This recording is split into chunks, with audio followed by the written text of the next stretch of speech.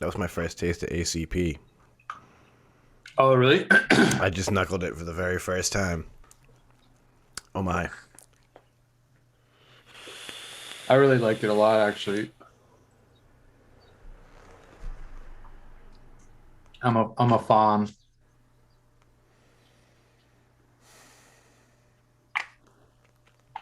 All right. Yeah, I'm good to go whenever. I Well, like that, man. I like that a lot. Yeah, hopefully you like vaping it. I mean, shit. Those first two toots.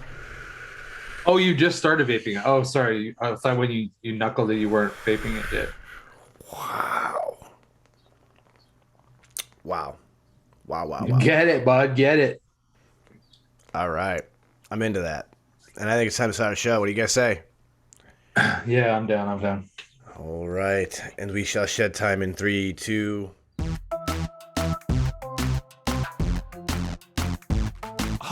yeah, guys, it's Ted Shine back at it again, and you already know what time it is. It's time for that Shedtime podcast. Let's get it, yo. Saw, dudes. Welcome back, ladies and gentlemen. It is another fun and exciting week here at the Shedtime studio, aka The Shed. And first things first, big shout out to the patrons. Just right out of the gate. Big shout out to you guys because you guys are going to be helping us get a brand new logo made by AJ Holland himself. And I am super, super excited to start to get that project rolling. And if you're a patron, guess what? We're going to take you along and show you some of the proofs and stuff along the way. So if you guys want to see that whole process unfold, definitely make sure to jump on over to ShedTimePodcast.com. Get into the Patreon because you're going to be able to see that whole process as it goes forward, as we start making our decisions, all of those cool things. We might even ask you guys for feedback. So, yeah. Very excited about that. So big shout out to you guys for all of that. And I also got to say, I have to eat some shit here real quick because Elon Musk is actually buying Twitter. And I definitely said on this show that there's no way in hell they're going to sell him Twitter. And the same day that episode went live was the day they sold him Twitter. Yeah, so don't listen to Sean for any prognostication because he's probably not going to be on the point. Yeah, no. So, which quite is fair. clearly, I mean, I am definitely not listening to the right people. yeah. Although I will say I was unaware until recently from reading an article that Twitter has never actually been a profitable company. Oh, really?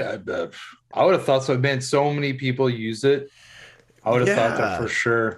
But that's what I found interesting is that it hasn't actually been turning a profit for several years, and I'm now kind of curious to see, like, does this platform start turning a profit with new ownership? Because I had no idea it was not a profitable venture at the moment.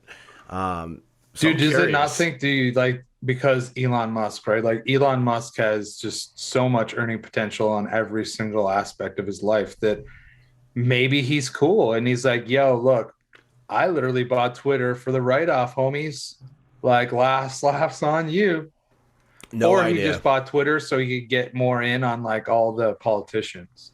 Because all the politicians are all over Twitter, right? Like they're always tweeting about shit. And he's like, yo, this is going to give me some clout.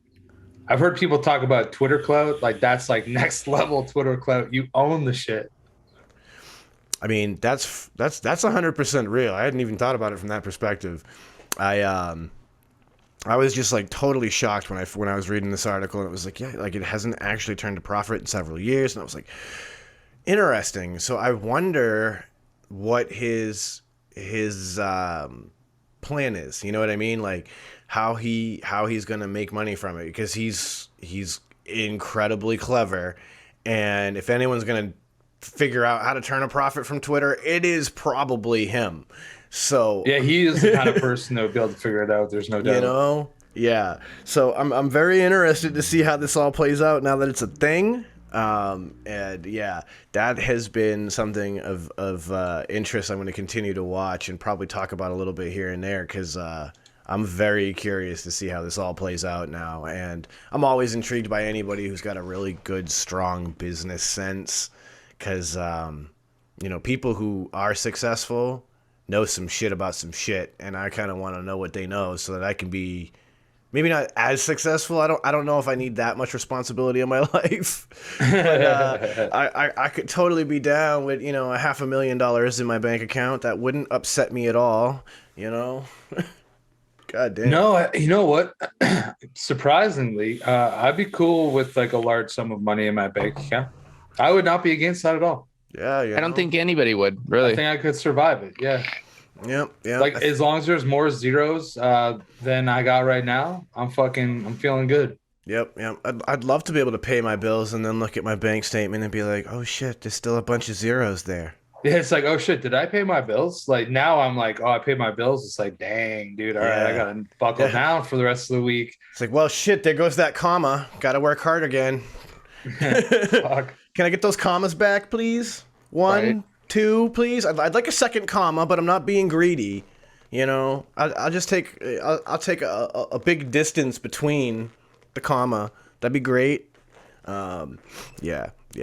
I feel you. I definitely want commas in my bank statement. Bro, Elon Musk though, for real. Guy's like next level rich. Yeah. I'm just trying to figure out how to do it my way. That's all. Like I wanna figure out how weed's gonna give me that extra comma. That's what I need. That's what I need. I need weed to show me the way because that's my path right now, and I'm having fun doing it. So I might as well just keep traveling down that path. It's weird. Yeah, guys. bro, that's crypto for me personally. Like I'm never gonna be rich, but I'm just gonna my goal is to be secure. Yeah, right. Just secure. Hopefully 100%. I'll get there. If I don't, at least I tried. You know what I mean? That is definitely one of those things in life that if you actually try something and you don't succeed, I do genuinely feel that is a huge positive in your life. You know what I mean? Mm-hmm. And just because I think that regret is something that's so common with people, and it's so simple to look back at past decisions or past experiences and like get down on future possibilities, and it sucks when that happens. There's a great hockey player that once said, "You miss 100% of the shots you don't take." Wayne Gretzky. 100%. And not only I think that, I've heard of him. I actually think I've heard of him. Yeah, I know a thing or two about that guy. Dude, the funniest thing about that saying right there, bro, is if you guys are Office fans, bro, there's a point where fucking like Michael Scott, aka Steve Carell's character, like wrote that out, and then like underneath it puts dash Wayne's Gretzky, and then underneath that puts dash Michael Scott.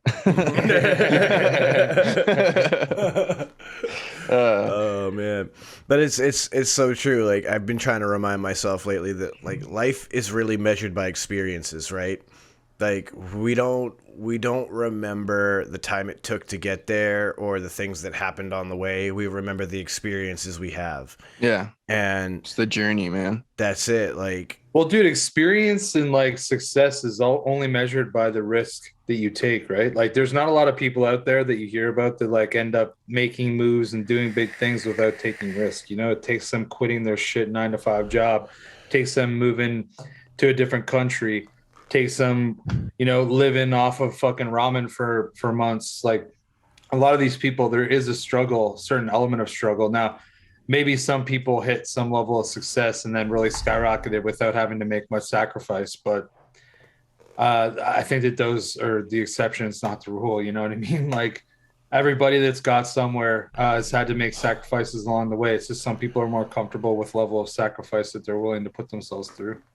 That's entirely true. I mean, let's be real. Like there are definitely people who were fortunate and had at least connection to know how to do certain things. Because like some of the big shit out there, like you need to know how to secure investors. You need to know how to do those certain moves that I guess the average person in their day-to-day life doesn't even think about, right? Like how I have no idea how to even begin approaching searching an investor for a project. You know what I mean? But they're out there. And so, like, there are people who know how to do these things, and then they can turn, ideas into actual physical things because they know how to, find those investors, convince those people that this idea is worth investing in. They know how to put those pieces together and, get a manufacturer or a producer if it's a film or something. And next thing you know, you've got a project. And it's moving and it's working, and maybe you're into the next Steven Spielberg because you just managed to know how to find an investor and pitch the project the right way.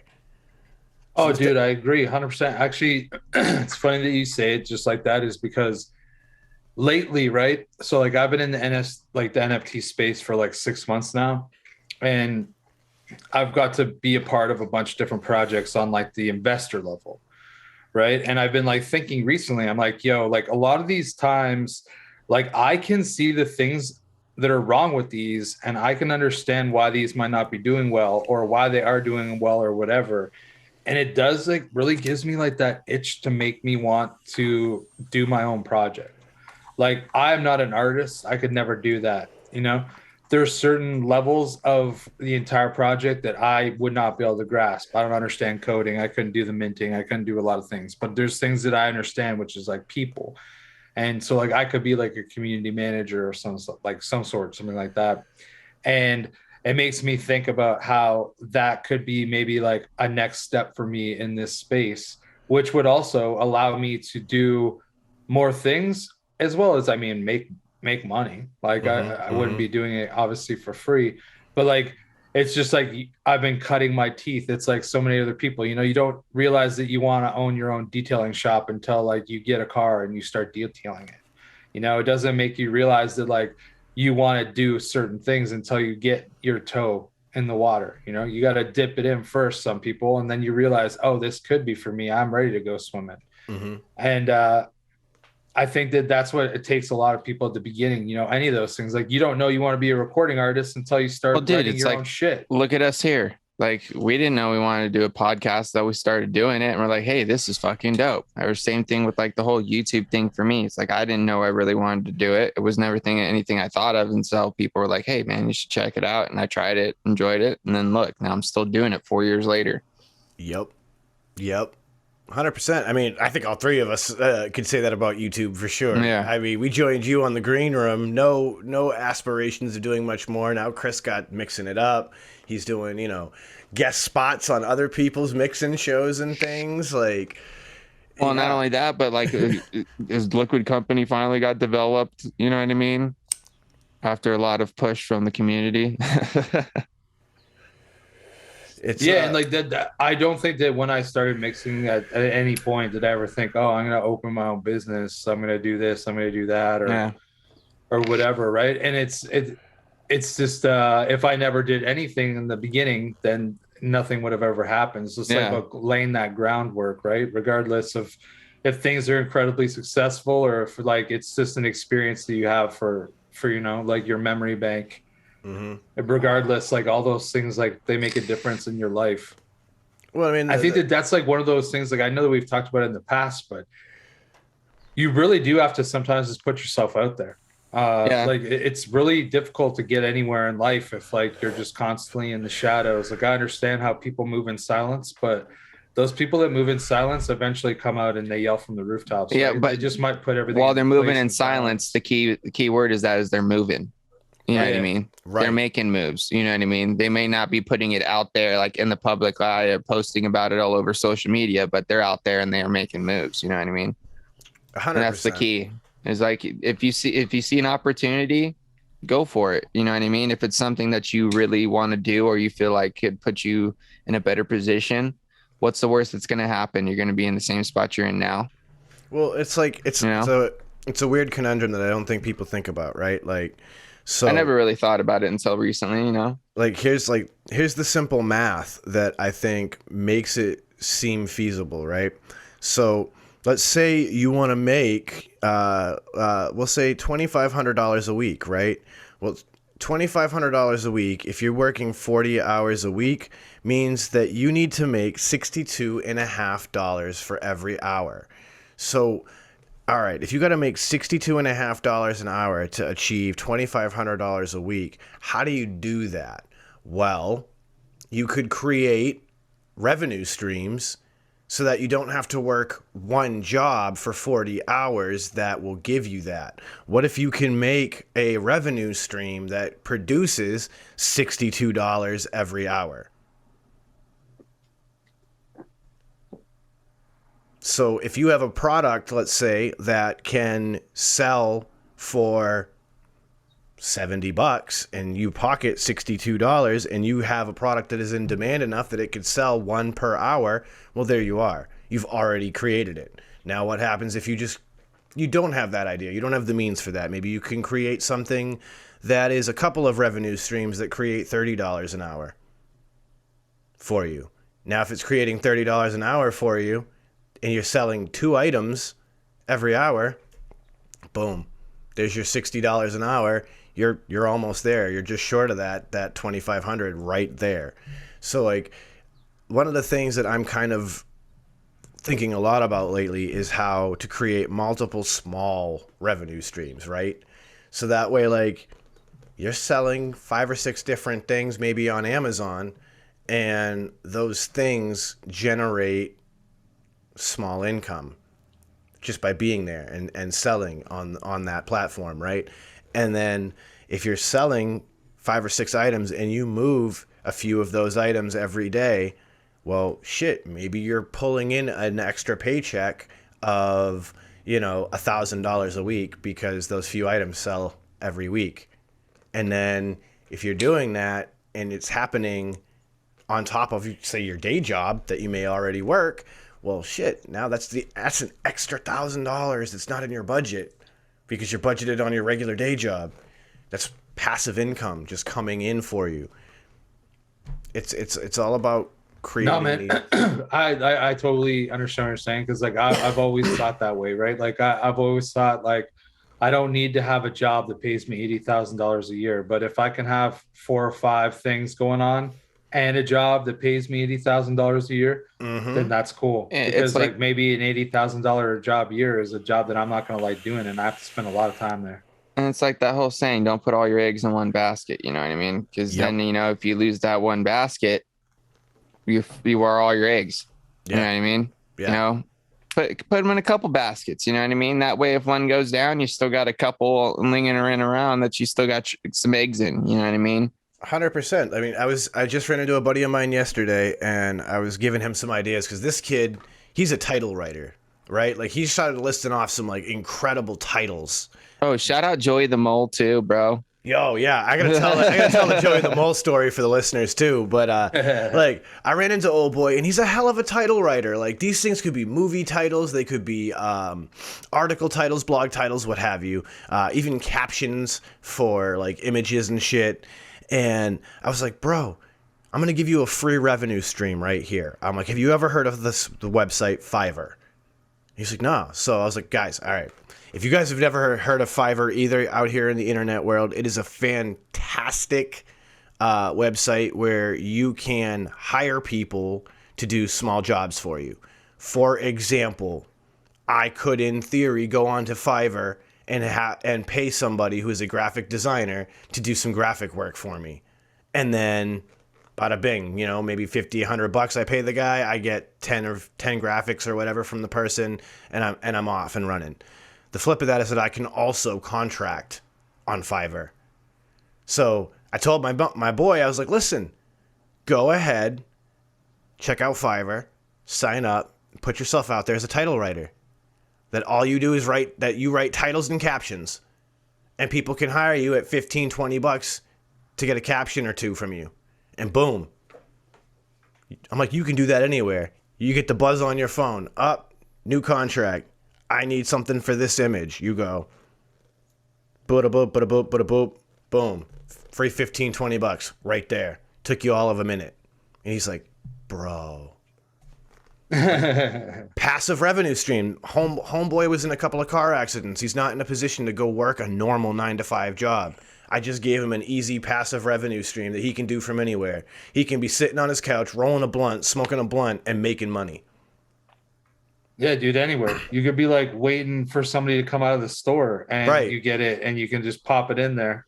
And I mean, this kid's literally got a notepad file in his phone of all these other like ideas as they've come up that he just keeps just writing down. So literally, it could be as simple as he gets like a request for a certain subject matter. He starts scrolling through and goes, "I got the perfect one," and then he just types it back into the person. Bada bing. Here's his 15, Nice. $20. So yeah, but I'm glad you brought up Joey the Mole, dude. So, Dude, ladies and Joey the gentlemen, Mole.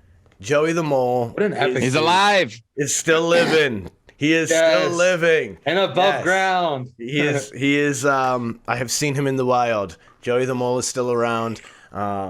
I am obviously working in a dispensary, and so there was a day that I'm out on the sales floor. I'm working out there, and I see this dude walk into the man trap. You know, where they check your ID, and I'm looking at him, and I'm like, that looks just like Joe. That looks just like Joe. There's no way in hell it's anybody but him. And so these guys come in and they're kind of just like, you know, shopping around a little bit and what have you. And I walk over, you know, give the normal spiel, how you guys doing, blah, blah, blah. You guys ready to put it in order? And so we start talking a little bit about the weed. And we're talking and the dude starts talking and I'm like, oh, this is definitely Joe. And then the guy he's with says, so what do you think, Joe? And I was like, it's him. There's no way in hell. There's no way in hell This is- anybody looks How like long? Okay, this hold kid. on. How long has it been since you saw Joey the Mole? All right. So Like we talking about like I'm 2007? I'm 35 and I moved out of the neighborhood in when I was 21. So yeah, it's been that long. So like 2008, 2007. You haven't seen him in. Something like that. Yeah, it's been over 10 years since I've seen this guy.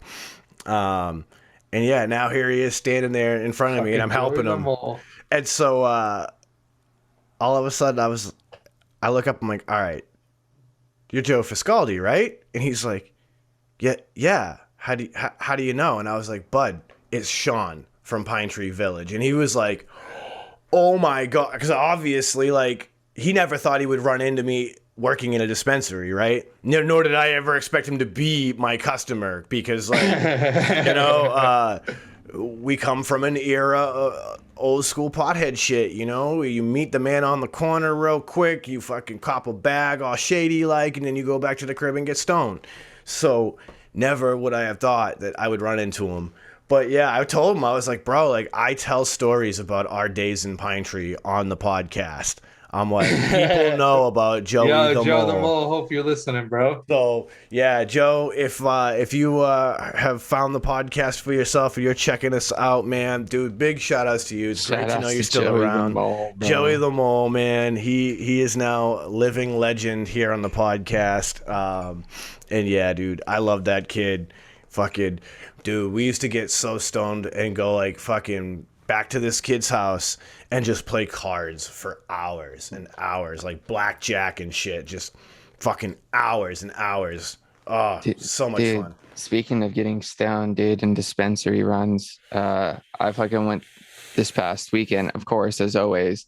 And dude, shout outs to Bear Labs. I've already talked about them before. You guys have seen their packaging, bro, but just look at the dope ass artwork going on, patrons that are going on these guys here. You know what I mean? Got all the different flavors. Got a little cherry gelato, some watermelon dreams, some GMO, some dude, this biohazard OG live rosin sauce, bro, is some shit. And then of course I just took a nice dab of some sour papaya deliciousness. But dude, shout outs to Bear Labs, man. They do it right. Not only does their packaging on point, but all of their products are fucking solid, dude. Super solid. Super jelly. You're gonna dab some GMO. Dude, I took a nice fatty of the GMO last night, dude, and let me tell you, man, this stuff is definitely of some high quality. But I finished my GMO, but I'm gonna have to go to the dispensary. I think that I'm gonna have to ask them this time. Like every time I go, I never ask them, but this time, if I go and they don't have it, I'll be like, "Yo, okay, what's the deal here? Like, why do you not just always have GMO? Let's fucking go." yeah, just bring it in. or at least like email me. Here's my email. I'll like drop my email. I'll be like, yo, email me when this is back in stock, homie. Yeah. Actually, I need to go back in there and follow up with the dude, with the bud tender there. See if he ever checked out the podcast. I'll be like, yo, dude, you ever go to the I actually talked to the same dude that helped me out last time, and he's like, "Hey, man, what was your podcast again, bro?" It's like, I gotta check it out. Yes. Dude, I'm gonna get I'm not gonna say I'm going to. I should get like business cards. Yo, you know, if you do that, make sure that you design them while you're sober. Why did you design someone you were like super lit? I made yes I made myself it's like you got fucking portrait cards, bro. No, these were like gorgeous, high quality, glossy finish, the whole nine. Like I went all above and beyond, gorgeous, double-sided everything, right?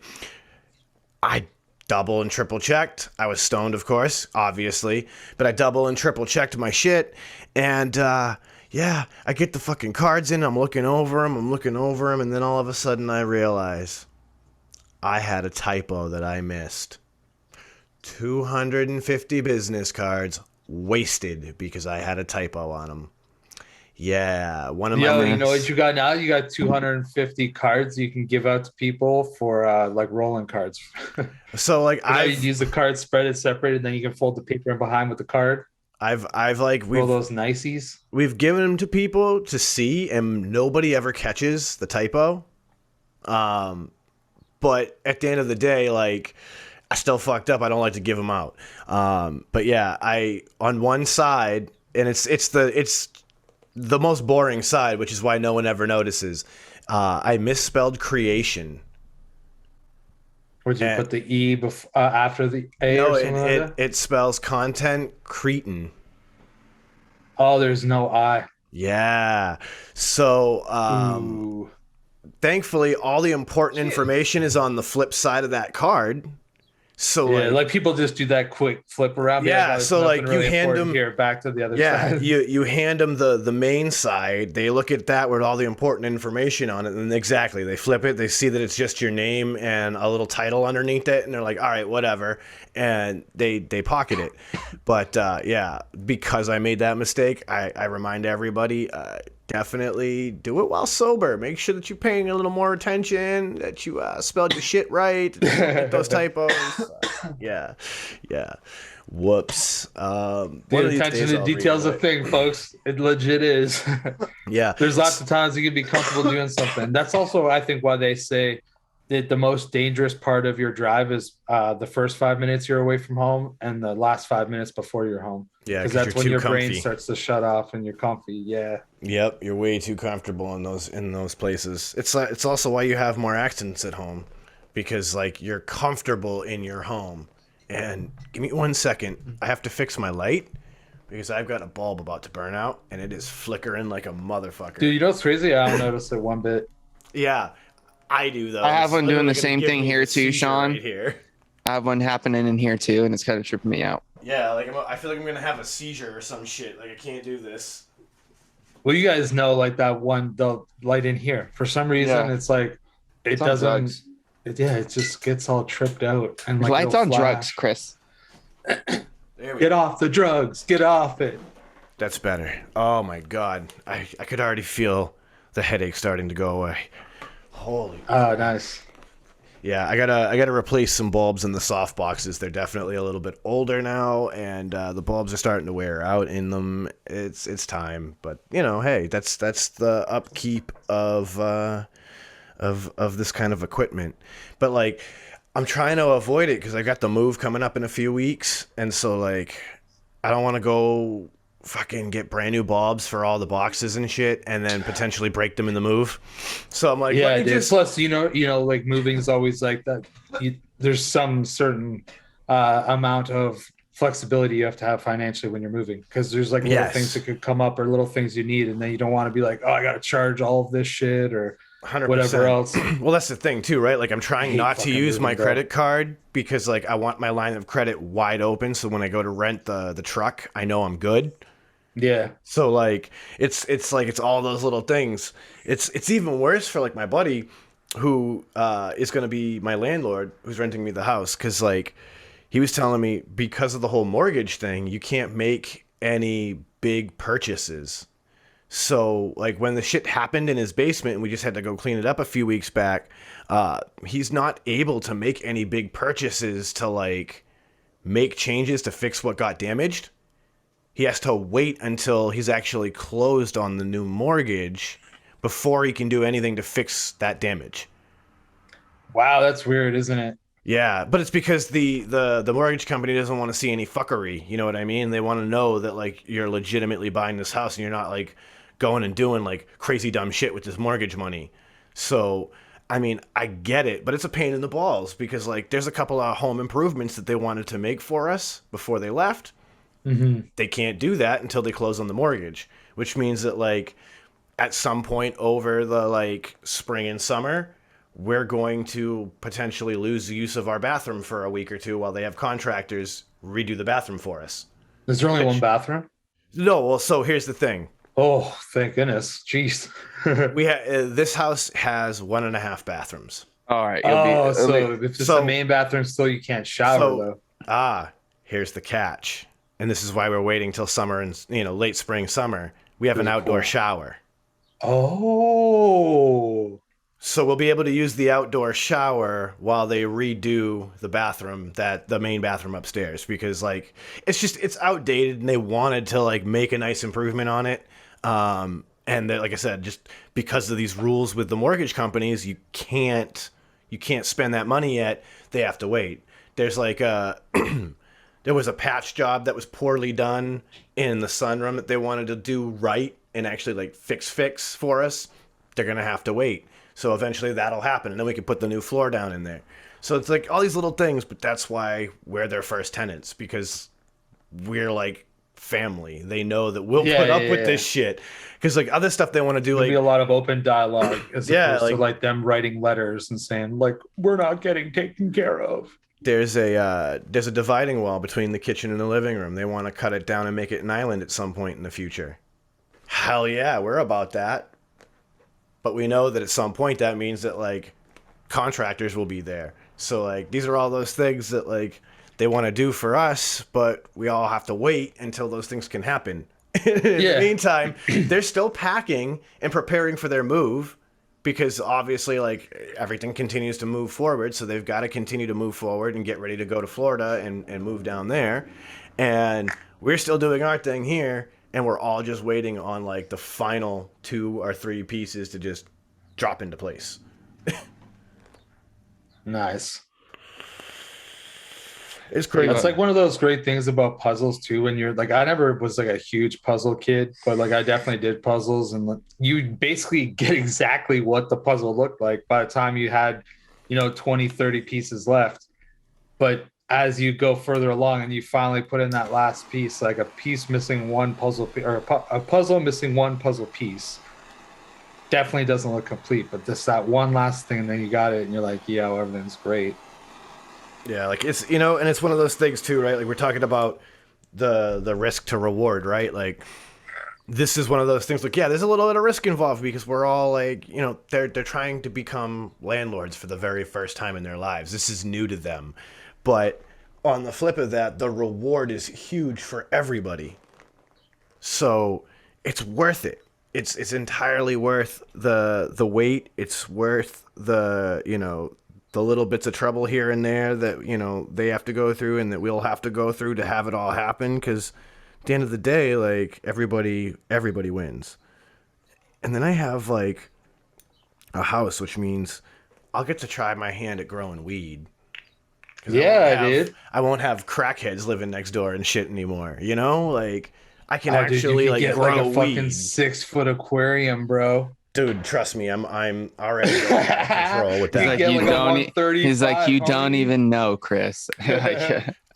So yeah, literally to my right now is 100-gallon that was left in my possession that I've got to water test and find the leak and then obviously reseal. Yeah, dude. So I got 100 gallons sitting over here. I have a 50-gallon downstairs that's waiting to be built in the new house too. Plus, I have my 2 existing ones. Nice. Yeah, trust me, like Aquascape will be on point, son. yeah, I'm getting itchy for it. So like, Dude, big tanks, so like for real though, they're so much fun because you have so much more room, right? That you're not, there's like barely any limit. Like there's obviously a limit, like anything, but like the amount of fish that you want to keep in there, the amount of plants that you can grow and still have room Yeah, for as long as you things, got like, like it's the just- proper filtration, you're Gucci. yeah, dude. Like as long as you know what you're doing, Yeah. the sky's the limit. Like, dude, I had a 6-foot tank set up. I don't now because like the amount of water that I have here is like very low. I couldn't even afford to. I could not get the amount of water that I need to properly maintain it because if you do like a 40% water change on a 220 gallon tank, right? You're talking about it's like 100 gallons almost Yeah. of water. And my well is a dug well, so it does not replenish. It would take me probably 24 hours to get that much water without getting it dry, right? So it's just not possible. But when I bought that, dude, I ran it for like 5 years in an apartment, and I had it so pimped, dude. There was like 500, 600 pounds of fucking rock in there, and fucking I had like this crazy like African sand in it and shit. The lighting was on fucking point, bro. That there would be like algae on some of the rocks, and you'd see like the fish scrolling by and fucking just like scraping the algae off, chasing each other. It was fucking yeah. it is awesome. Like one day I'll get that going again. And that's the cool thing I too had with the so big much tank. love for that shit. You can like get the bigger fish. So like that's one of those like life goals for me is to have the like big 6-foot 150 160 gallons so I can do something like blue acaras and things like that can actually get some size to them and enjoy that because like some of those big fish are gorgeous. Oh, dude, I They're had these ones that they weren't huge, but they're pretty big. They're like some of the males are probably like over 10 inches. Maybe not over, maybe like over 9 inches for sure. They're called oh my God, I'm so high. Petrochromis. Sorry, I was like tripping. I'm like, everyone just would say Petros, bro. And I'm like, what's the full name? But yeah, they're called Petrochromis, and they're actually pretty close to African. They're African cichlids. Yeah, but they're a member of the cichlid family. yeah, and in the same tank, I had basically these Petrochromis and then these Tropheus, which are smaller fish. They only get to be about 5 inches big, long, whatever. But they're really pretty aggressive towards each other. But they work so well in the same tank, dude. And they're from the same point of the one African lake from Bulu Point. So I was like, yo, I felt so legit. It was actually crazy expensive, which, by the way, anybody out there who's into African cichlids, you know what I'm saying? Like, dude, Tropheus fry, like 1 inch fry are like, they're like 20, 25 bucks a pop. And you need to fucking get a bunch because they have so much aggression that you have to have a bunch so it balances the aggression out. Nobody gets picked on because they're really fucking sensitive fish too. It's like this wild ride of emotion. Like you can go from devastation because you like lost a couple fish overnight because they just must have got stressed out so much that they died. Or you could wake up and the next day and they'll be like fucking, I don't know, like 20 little baby fish swimming around, bro. You're like, I just fucking made bank. Let's go. That was how I felt about the electric blue rams, man. Like I tried blue rams and like they are super, super sensitive compared to other rams. And like I started with the 3 and then I ended up with 2 and then I ended up with 1 and then that one didn't make. And I was like, fuck, dude. Man, and they're such a gorgeous fish that that one I had hurt. guppies once. Dude. Yeah, guppies are cool. They don't move as fast, you know. Like they're like chilled out. The only reason why I did that, bro, is because they were cheap, and I didn't know how if I was really going to be into it. So I was like, you know what? Let me get some guppies. There's some cool colors. You know what I mean? They're like pretty cool looking fish, and they're not super fucking crazy as far as maintenance goes. You know what I mean? As long as you got, the filter going and, you feed them right. So guppies are weird, right? And this is something I've been kind of learning about them, that I think is going to readjust my approach to mine, because I've been breeding like crazy, and I have quite the abundance. I have some gorgeous males that I've bred. I have a tuxedo that is stunning. Like, he is goddamn near showpiece, and I can't wait to see him as he gets even bigger. But they really do prefer like a very chill, mellow, low flow. And so one of the things I've been thinking about doing when I get into the new place is doing an indoor pond. Oh. So, like, I've seen some techniques where what people basically do is they get, like, the huge Rubbermaid bucket that you would, fill with ice and drinks and shit for the backyard barbecue, like 20-gallon bucket or whatever. And they fill it with some substrate, they plant it a little bit and everything, and then they use, like, a simple water fountain pump to create just a gentle, like, waterfall off of, like, a rock or something. And that's all that the guppies really need. Heavy filtration from the plants, very, very, very low flow, and they thrive. And I'm like, this might be what I do Dude, next. Sean's gonna have a fucking guppy farm, bro. He's gonna have like ads on Craigslist for like feeder guppies. Dude. You can get this much for $20. So here's the thing. Which right is now, smart, dude. Telling you what. Right now, my plan, honestly, has been to get an apistogramma and just set that loose with the guppies. That way it can pick off a majority of the babies, and one or two might survive because they're always ducking in the plants, but let the apisto just feed on them and kind of help it be a more sustained ecosystem and not get so overrun. Because right now, like, I need to get moved into the new house and get my 50 up so I can get my tetras into the 50. Because my tetras and my cories are also with all those guppies. And I got a lot of guppy babies. Which is dope to me. It's been fun, and it's cool because, like, I didn't bother to like properly breed them for any specific outcome. I just let them do their thing. So, like, I've got my stunning tuxedo male, but then I've got like 4 of them that are like orange and black with almost tiger stripes going through them. They're like incredibly gorgeous. I've got some females that are just beautiful that are coming out now. Like, it's been really cool to watch them grow from like this tiny little white speck all the way out to like recognizable male and female fish. Crazy, man. It definitely is. But like, that's the thing, right? Life I was is in about betas for a while too. You guys ever have I don't betas? see them in like stores, and I'd feel bad for them because they just like hold them in a fucking cup. Yeah. So, but I did never own one personally. Dude, the cool thing about them is, bro, is like you really don't have to do fucking shit, bro. Like, you don't need really any like filtration or anything.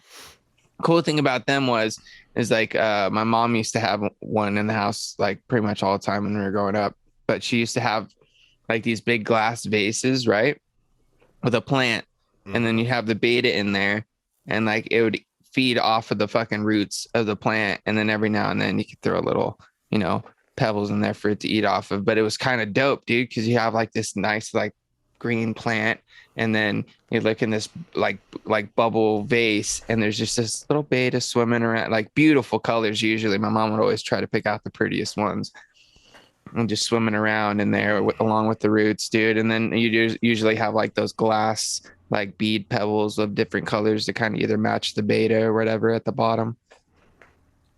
Yeah. And then every now and then, if you needed to clean it out, you could take the plant out real quick, rinse the water out, put new water in, bada bing, bada boom, good to go. Yeah. Simple. Yeah, dude. And they were cool because you could literally just like have them in like different spots in the house with like different color betas in them. It's with like cool plants and shit. That's a touchy subject to people who are beta keepers. There's a lot of people who feel that is not an acceptable way to keep that fish. And and they're Dude, I not. always heard that they have to be by themselves, though. Right? Am I wrong with that? So males need to be kept by themselves because males will show aggression. Females can be kept with others, and males can be kept with other fish in a community setting if Oh, the okay, conditions are right. Because bettas have such long fins, they don't like high flow. They need almost no flow. But the thing for bettas is that they need like places to hide, and so like that's the big problem with a lot of those vase setups. There's no place for them to actually hide to rest. There's also a need for bettas to have like a leaf or two that they can actually lay down on, because bettas actually will lay down on a leaf hammock of sorts to sleep. And so if they don't have that, then that stresses them out. So there's a lot of people who are kind of against it. My argument is that I think you can kind of make the best of both worlds, right? Because ours were always pretty rooted out, and the roots would always kind of just that's the thing. Like if you have a dense enough root system on the right plant, and you do have, the right kind of conditions in there, it's actually ideal. So there are times that like that's all right. It's not a big deal. They do probably need a little bit more water than some of those vases accommodate them for, because ours are always in like the pretty big ones. So like, yeah, you know what I mean? like Because my mom always had the big big fan leaf plants in there, because they always had the real long kind of crazy roots that would like kind of go down, and like that's a good move. And I bet you that fucking it looks phenomenal, sick, dude. Like, it looked dope. I believe because it almost looked like bamboo stalks kind of situation, but you'd kind of have some crazy ones here and there, and you just have like this like kind of like beautiful beta swimming around, and then sometimes it tuck in behind the roots, and you'd be like, oh wait, where is it? And then you kind of rotate the vase, and you'd be like, oh, there it is. That is like that kind of environment is indicative of their natural habitat. Because dude, you find them in like literally like rice paddies and shit, where it's like you're literally walking through and you're like moving all these. Is that where they're from? And shit. Yeah, they're from like Thailand and shit like that. Yeah. Oh, okay. Yeah. Like I said, I've never had any, so they're found in like marshes and stuff.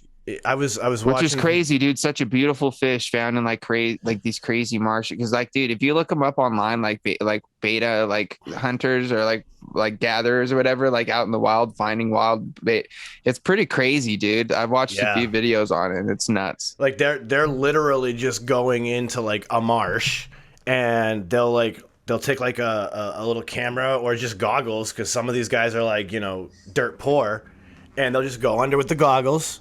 Like, yep, there's plenty of betas here, and then they'll go in with like a net that's like it's a circle with like mesh. Baskets sort of things. Yeah, and they'll just go and scoop them, and then they'll pick through and find the fucking betas, pull out anything that's not, and then like they'll take like a fucking water bottle and just bloop bloop put the wild betas right into the water bottle and then carry them out. I forgot what I was watching. I was watching this fucking video, and this dude was I think it was like. Might have been like Colombia or something like this. It was like this dude that was like the number one like fish supplier in like that particular country. And dude, his betas were fucking insane, dude. But he literally kept them in like fucking Coke bottles. Or like liquor bottles, bro. Like as he was collecting them, or as they're like in certain set stages of like growing and like the breeding process and all that shit. And it's like, what the fuck?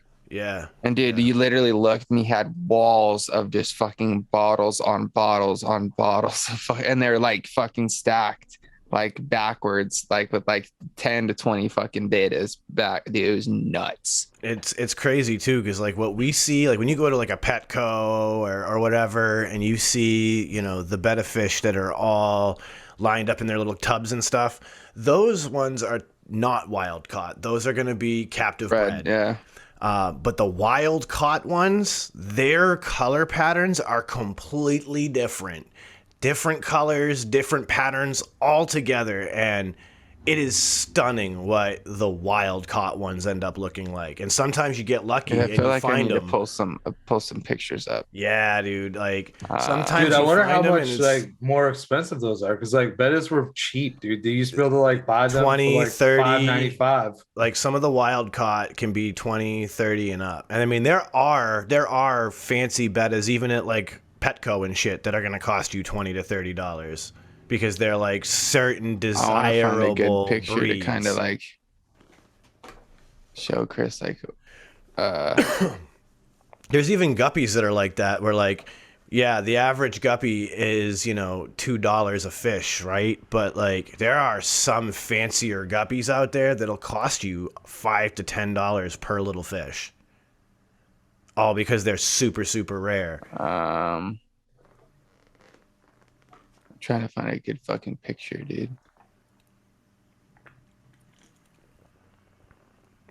Myself, I find myself more into the nano fish because you can get more of them in a bigger tank and then you get huge schools. Like when I get that 50 going, rummy nose tetras. That's part of my vision. Little white fish, bright red noses. They school like crazy and they just jet back and forth across your tank like little idiots. It's awesome. Whenever you guys are like watching TikToks or Instagram reels and you come across these kind of fish like that and they usually use that stupid sound where it's like wee wee, and that's literally what it looks like. It's just this huge school of fish just back and forth all day. So much movement. You get stoned and just stare at it for hours. Like, But yeah, it just pretty much says that they're found in rice paddies and shit. Dude, Marshy areas. That is one of those things, though. It's like there's plenty of things that I think as so exotic, right? And then other people are like, yeah, it's whatever. yep. Yeah. Like, you know what I mean? If I ever saw like a parrot flying around, I'd be like, yo, what the fuck? That's crazy. And like, if you're from a place where there's parrots, you're like, yeah, those things, fuck them. Like, they fucking Yeah. always get into my picnic baskets. In America, That's the Yogi Bear of that country. in America, we keep a nuisance animal as a pet. They're like, Oh dude, this my is worse than a God. squirrel. What are you talking about? You keep it as a pet? Oh my Hey, boo God. boo. How about picnic baskets? That was I'm just- terrible. Fucking fuck. Yogi Bear. I'm just imagining that there's like this like cartoon in one of these tropical places where parrots are more common, and that's it. Is this like toucan or some shit imagine, just bro? pops down and is like, hey, I'm gonna steal your picnic basket. Boop. Good old toucan Sam, bro. Dude, if there actually was a show like that in a different language and Sean was doing the fucking voiceover, Bro, I'd probably piss my pants. Oh my God. we need dude. to get that. We need to make this happen. I honestly, there are times I've Yeah, asked any myself. animators out there, we Yeah. want. I'll voice over something. I don't know what I'd be. I am ready for voiceover work. I got voices for days. Let's do this. Let's do this. I am ready to go. We can. We I can always do it. thought about like how much fun that would be to like Oh, do a right. voiceover for like a character, because I feel like I'd be able to do that more than I would actually be able to like act as a character in a show. You know what I mean? So here's the fucked up thing, right? It's like even when you do like TV shows and movies, there's a process called ADR, automated dialogue replacement, and it quite literally is you voicing over yourself. Well, And yeah. it's I'm just saying, like, I feel like because I wouldn't be so focused on what my facial expressions and like Oh, that. So I absolutely. feel like I would be way more able to get into whatever character I would be. No one's watching you just act like a fool on the microphone, and you're like, "Yeah, man, let's go down to the park and go raise hell." Yeah, exactly, dude. You know, you're like you don't even have to think about it. You're just like, "Oh, I'm just gonna go be this weird character voice for a while." Like, you know, Dude, we need to fucking have somebody write us some sort of fucking like short, like animated fucking script thing. We fucking sit here one day and we fucking record it and then send it to somebody and have them fucking animate it. And this, all right, let's make this shit fucking happen, bro. Because that would be Yeah. fucking All right. hilarious. All right, so We need I'm a gonna few blow more your mind. patrons. Make this thing happen. All right, let me blow your mind then. there ready. already exists a website that we could use to do this. You were talking about it at the beginning of the show, Fiverr. Oh, dude, yeah, just pay like a Call Fiverr back. artist. They can Bada fucking bing. do some shit for us. But, There you go. but no, in all seriousness, there is a website, and I've used it in the past, where you basically can create characters of yourself or whoever, whatever it takes for your storyline, and you can use these different spatial areas and different cues and things like that, and self-animate with like a drag and drop kind of a situation. And a friend of mine used it for Onyx. So he actually produced a mini cartoon series of the rap group Onyx using this website. And I've even seen the band Cradle of Filth do the same thing. So it exists out there. We could, in If it's theory, like quality enough for people that actually have something at stake, it's quality enough for us. You know what I mean? That's like Like- really. All I'm That's what I'm saying hearing. is I want to do a voiceover part in something. I don't care what it is or who's producing it, or I'm in. He just wants a part of it. I just want to do it. let's go. Let's It sounds like produce it'd be so much fucking fun, dude. You know what I mean? I'm sure it would also be like slightly challenging as well. You know what I mean? To make it like convincing and good, but like also I'm down for a challenge. The fun thing is that like we actually have some decent enough technology that we can do this. Like, Dude, and here's the thing, bro. We know a guy that does like some animation sort of stuff. we do. I just thought about it. Mhm. Yeah, that'd be a pretty big undertaking, though. I feel.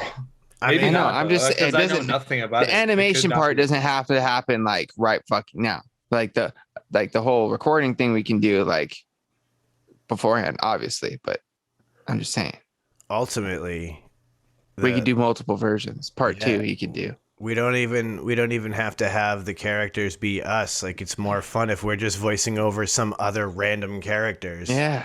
You know, Jimmy, Dude, it could Timmy, be like and Tales Timmy. from the Crypt, but Tales You know? from the Shed. Yeah, Just and it doesn't fucking even have to be animated. the greatest, most accurate or realistic animation. You know what I mean? Yeah, Dude, I mean, think that Joey the Mole would make an appearance in one Yeah, of dude. those. Joey the Mole just pops up out of a hole like, "Hey guys, how you doing? Joey the Mole here. Want to go get high?" It's like I smell the Dude, good. This sounds like fucking a fantastic idea. Oh my god! I'm like so stoked on this right now. Like I Let's want do to it. do it right this second. Yes. We'll do a Shedtime cartoon, and then maybe that will be the spin-off Oh, into the dude. video game. Maybe that's where I fully become Ted Shime, bro. Yes, Ted Shime. The Adventures of Ted Shime. Yes. Is that what the dude? Can that Bruh. be? Dude, we just came up with the concept. Adventures of Ted Righteous. Shime. Well, wait. That means that you're the star of the show. What if, No. Why can't we all be stars of the show? We all. I was just saying that could just I'm be. just kidding. I don't care. You guys are all key characters, bro. My brain is turning in all of these wonderful different ideas of like a variety show where everybody has their own lead story of their weird character that they create, and Or Tales from the Adventures from the Shed. Yeah, it's like yeah, Animaniacs. Tales from the Shed, and it's like we all like have our one own. of the stories different is the characters. Adventures of Ted Shime. One of Yeah, the it stories gets, is like, one- something else, you know? Ha. Yeah. I like this. Oh, God. And then each time it's like we all take turns being the key character, and then the rest of us are just like supporting characters. You know what I mean? Gold. It's gold. Because I I'm just thinking totally of want to be... Animaniacs for some reason because Yeah, remember dude, it's kinda like Animaniacs that, had bro. all the different ones. I And there totally was want 3 to of be them. that dude who's like, righteous! During the the Ted Shime episodes. Bro, let's go down to the fucking Quickie Mart! Yeah! It's like you're a hype sheep. Dude, I feel like Ted Shime needs to be like a fucking like old school West Coast surfer, and all of his buddies are just like fucking, just deadbeat surfers with him, and like Sean's just like the real like epically like I'm the Just totally over the- wasted dude. just the one that's just like, yeah, dude, like Bruh. Listen to my skull. Oh, bro, it's fucking hollow. It's empty. You Whoa. guys make me think of like Spicoli. Yeah, exactly. dude, he's almost like that Spicoli character, That's but like, times yeah. 10. And that's the thing, right? Is again, it doesn't have to be like humans. So like, I could literally be a He fucking could be a burned out dolphin, sheep bro. or a burned out dolphin. Exactly. Just from the way you were talking, you should be a dolphin, bro, because that would be even more hilarious. Yes, a burnt out dolphin, like bro, hanging out with a bunch of surfers. It'd be even funnier. Dude, that actually would be pretty funny. Oh my man. god! I smoked so much weed through my blowhole. Stick the pot in here. You can suck it out of there. No thanks, man. It's going too far, bro. You definitely can't Shit be just the got lead character. weird real quick, too. Having to hear that voice a lot through an entire episode, I'd be like, yo, what is happening right now? It's like watching SpongeBob. Well, that's Yeah. literally what I'm envisioning. Is that one little random character that's like, bro, righteous. Shit, I think Oh I my need to take God. another one. I need to take another rip of this. Dude, by the way, this here RTA we built on the show Friday night. Still vaping like a champion, dude. Yo, Blast off is tasting extra tasty tonight now or that, today. now that my wicks have like fully settled into it, it is divine. So Dude. I'm very happy we broke it. No back gurgle, no nothing, dude. No dry hits. Dude, one thing I will say though is this no, not that one. Where did it go? This here Watermelon Dream is a very interesting strain. I don't know what exactly the cross is. I tried to look it up before the show, but it is, I don't know, dude. It's kind of a trip. See, I'm all rainbow chip everything. I got rainbow chip flour, rainbow chip batter. Like I'm rainbow chipping it today, and I'm Just chipping it stoked. up, huh? Well, like, it's a strain I love, and Yeah, dude. Then why not? you know, like I happened to notice one day that it showed up on our menu at work for the batter, and I was like, oh shit, this just came in. I need to grab that. And then like a day later, I happened to notice that a flower batch of rainbow chip came in from a whole different grower, the homies Bountiful Farms, and I was like, I gotta try their flower, the rainbow chip. So I was like, yeah, let's go. I'll rainbow chip everything for the podcast. I'm about it because I loves me a good rainbow chip. It's Dude. just gassy and citrusy, and it's so tasty. I walked I've into never this. tried that. I walked into the dispensary yesterday, and walked up to the old concentrate counter as I normally do, because that's usually first stop, because that's usually pretty much all I buy. But dude, I walk up to the fucking like their third party counter, because they have their stizzy counter where it's their one case is just their rosins, the other case is just their like live resins and diamonds and all that shit. But the third party case, bro, the entire top shelf, bro, all Bear Labs, just strain on strains on, dude. They had like this berry lemon one I wanted to get. They had fucking dude, just all the ones I had before too, like the garlic butter and the strawberry mints and like the white apricot, and they had some more of that Daniel LaRusso, which honestly wasn't super impressed by. But dude, I was just kind of overwhelmed when I walked in. I was just like, oh, so many, Dude, that's so pretty many great feeling choices. when you go in looking for something and you get all that kind of variety. I love Yeah, that. because like I didn't really know what to expect. Because like the last time I went and just got like a bunch of Stizzy stuff for the most part, because like they had the big 420 sale. So I was like, you know what, fuck yeah. And I grabbed a bunch of their rosins, which were all really tasty and solid. Like I really enjoyed their jam variety of the rosin, because it's kind of like that sort of sauce sort of Mhm. consistency. But dude, super tasty, super clean, because of course it's solventless. But dude, I was pleasantly surprised when I walked in yesterday and saw that. And like, of course, as soon as I walked in, old boy that hooked me up last time was like, hey, I can help you right here. I was like, oh, dude, my boy. You My know, he walked man. up, sat there, started chopping it up. And it's like, as soon as we started talking a little bit, he's like, hey, He's like, I helped you out last time, huh? I was like, yes, sir. He's like, well, shit, dude. He's like, all right, then. I know exactly what you need to check out, bro. He's like, you need to check out this one, that one. He's like, I just picked this one up, bro. This one right here is fire. It's got that nice fucking breakdown. He's like, it's got a nice high THC content. But, dude, you look down at the breakdown. He's like, it's got all them terpenes and all that good stuff in there. I was like, well, shit, let me get that one. Let me get that one. And, yeah, let me get that one, too. He's like, so you're about to have a fucking nice weekend. I was like, you know it. Yeah. Check out the Shedtime podcast, by the way. He's like, oh yeah, all day. Kid in a candy store, man. It's dude, for real, man. That's what I felt like. It brings me back to those days where it's like you walk into like the store with your mom and she's like, okay, you can pick out one candy. And you go to the fucking little candy aisle and you're sitting there and you're just looking at it. You're just like, Skittles sound good. Oh, but they got Starburst too. But oh, dude, some M&Ms would be fire too, man. And then you're just like, oh, I can only get one. Well, this time, bro, I can get more than one. So I was like, fuck yeah, let me get 1, 2, 3. Yes, sir. Yes, all right, anyways, I'm gonna throw this down. Cheers, gentlemen, to a nice clean rig. I'm actually in a weird position where I'm overwhelmed with carts.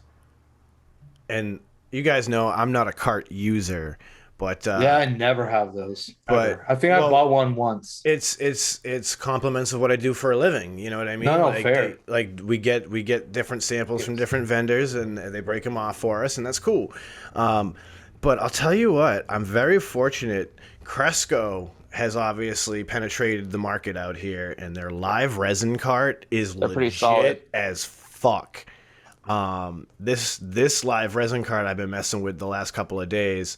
I run it low at like 3.5 volts, and it's just like a beautiful, beautiful, flavorful vape that actually tastes like weed.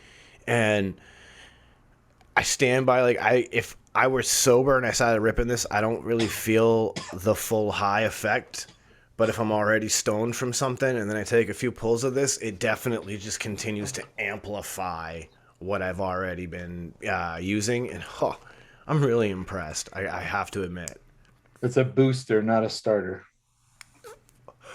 I consider cartridges to be the iced coffee of cannabis. Where like iced coffee? Yeah, like I can't start. I need to hear why this is. So like I can't wake up and just start my day with a nice coffee. It does not wake me up. I need a hot cup of coffee to actually wake me up. And then I could drink iced coffees all day and they'll sustain my caffeine level. But I can't kick into gear with the cold coffee. It doesn't work. And that's how I feel about a vape cart. It's like it doesn't get me there, but it can keep me there. Okay. I never drink iced coffees either, but I think I know exactly what you're talking about. Like that's like, because if I drink coffee, I'm just drinking coffee. Like right. Nothing special. Like the most special thing I'll do is like maybe have a different flavor of creamer. That's about it. 90-degree day. I'm still drinking a hot cup of coffee in the morning. I don't care. Like I need a hot cup to actually wake me up and like. I prefer hot coffee most of the time. I mean, I do too. I'll enjoy a cold iced coffee, like if it's like super super hot and like I've been out for a while. But usually, if it's morning time, I prefer more of a hot cup, even if it is kind of hot outside. I don't know why. I just enjoy it more. Yeah, like I feel like I can get down with iced coffees. Yeah, like sometimes I will have one. Like it might be just like a once a month thing. I'll have a nice coffee, but I'm more likely to have hot coffee than I am iced coffee. I want a nice coffee, not an ice coffee. But I will say this though, I've had some decent iced coffees though, just not the ones you buy in like a can or like a bottle from like the gas station. That's not something. That was just a Simpsons reference I couldn't avoid making. Sorry. No, you're good. You're good. But yeah, I just wanted to clarify that that's how I feel about it. I don't mean gas station like iced coffee. Well, here's the thing, like the gas station bottle, like if I grab that Starbucks Frappuccino shit, like that's fine. Sugar though. That's fine. So sugar. But that's the thing, like it's fine. It does what it does. It's just exactly what it is. Like I don't expect it to be coffee, right? Yeah. I will not go to like I have a gas station that makes iced coffee. So you can make your own iced coffee there, right? I won't do it. Absolutely not. I find it terrible. If I'm gonna get an iced coffee, I'm gonna go to a place that actually is in the business of making coffee and selling coffee to people. Yeah. And I'm gonna get an iced coffee from them. Yeah, 100%. And I don't care that I can get the 99-cent one at the gas station. Fuck that iced coffee. It tastes like water that had a couple of coffee beans floating in it. Like, I don't really like gas station coffee, period. Yeah, the only time I'll ever drink gas station coffee It's only if I'm it's like Tim Hortons at this gas station. Okay. Sounds good. see, But like, even then, it's just like I'd rather just. I've worked Make in it at those home. gas stations and shit though, and like it ends up it's this shitty bag, like it's a filter bag with the coffee already in it. They just throw it inside a coffee fucking machine and hit brew. And so for one, I don't feel there's enough coffee in those bags. So that's already the first problem. For two, the people who are working at gas stations don't give a fuck about how good your cup of coffee is. Yeah, or like how fresh it is. That's for sure. So they're not worried about cleaning the basket between everyone. They're not worried about dumping that fucking bag of coffee that's sitting in there. So like stale coffee is dripping into the fresh coffee. Like they don't care about any of that. They're more worried about running a fucking convenience store and a gas station. Just 1,000 things they have to do, and they're making minimum wage. They don't give a fuck about your cup of coffee. So like, I'm gonna go where the people are paid to give a fuck about my coffee. And even then, Yeah, like, that's I'm gonna make their it at job. home because I give a fuck about my coffee even more than the person at Dunkin' Donuts or Starbucks. Yeah, I think that like no matter how you shake it, you can make pretty nice coffee at home for less money. So Yeah, 100%. And speaking of coffee, because I know it's a weird flavor combo, but I had this caramel apple pie coffee, and it is amazing. And combining it with AC3 was life changing. Just life changing. That sounds like an amazing flavor combination. Yeah, life I can changing. get behind that. I I will think. tell you this too, boys. That last dab got me good. I'm still recovering. Right in the poo poo. I saw you had to mute the mic and everything. You were like, Well, oh, yeah, God. dude, because I had to let Going some real down. good coughs out, and I didn't want to like, take over the conversation. Ooh. With coughs. You know that kind of dab? where Now you- let me clear my throat. I love that dab that makes you just kind of all of a sudden go, oh, I'm that high. Yeah, it's one of those ones where it's like you got like that little something stuck in your throat, and you can't quite. You can't clear your throat enough. Yeah. It just makes you cough. Anyhow, I feel that. You know what? I used to find that used to happen to me a lot more when I used to like smoke weed. yeah, it used to Especially happen to me when I bongs. used to smoke cigarettes a lot too. Yeah, I don't know if I don't remember if I remember that, but I had like that classic smoker's cough, like where like every 5 minutes you would just like kind of clear your throat or cough or whatever. I definitely had that, but I'd smoked for a long time. So I'm getting it real bad right now, but I know it's because it's allergy season. And That's part of it too. Is my nose has been like running and shit like crazy Yeah, the past week or like- two. the tree pollen around here is crazy. I It's never like- really had allergies too much when I was a kid, but now, dude, fuck. The seasons change and my I'm nose starts lucky. fucking I running. still don't have any issues with that. I'll knock on wood for that. Like it's not super intense. It's just like it's a sinus thing. Like my nose either gets stuffy or it gets runny. One of the This- two. This year fucked me up bad, and I think it's because like for the last 2 years we've worn masks for so much of our day-to-day life that like this is the first springtime I haven't had a mask on most of the time, and I'm like, oh yeah, this is pollen. Yeah, you're like, yo, maybe even wearing a mask inside wasn't that bad of a call. Dude, I'll tell you what, it's been kind of crazy because like for the past like few months, like for me, it's been like everything's kind of like back to normal. You know what I mean? Like I go to Yeah. work, I don't wear a mask. You know what I mean? I'm not wearing one when I'm going to the fucking store. Majority of people aren't. Every now and then you'll see somebody with one on, but like it's kind of tripped me out because it's like, damn, like we went through 2 years of fucking just like crazy fucking shit, and now it's like we're finally, We're basically here now, and I mean, there's little bits here and there. There's Yeah, still some concert venues that like you have to show a proof of vaccination that are out there, but like even a lot of those places are starting to ease back on that too. Man, it was pretty crazy there for a little while, man. I always think to myself, like, when I become a father and my kid is reading about this shit in a history class, right? And realizing that, like, yo, you lived through that, Dad. Like, what was that shit like? Having to be like, well, you see, It was weird. I'll tell you that. it was a bud. bit crazy at times. People definitely lost their shit once or twice. Yeah, man, like, it's wild. Like, I think about people, like, when it all started really heating up and they were trying to make, like, everybody do it. It was like there were people in kitchens, 120-degree kitchens, and they're wearing face masks and shit. I'm like, these poor... Dude, I'm having to work in fucking these hot ass warehouses and Yeah, shit with these dude. fucking. Oh, dude, it's bad. like, these poor people, like, that is brutal.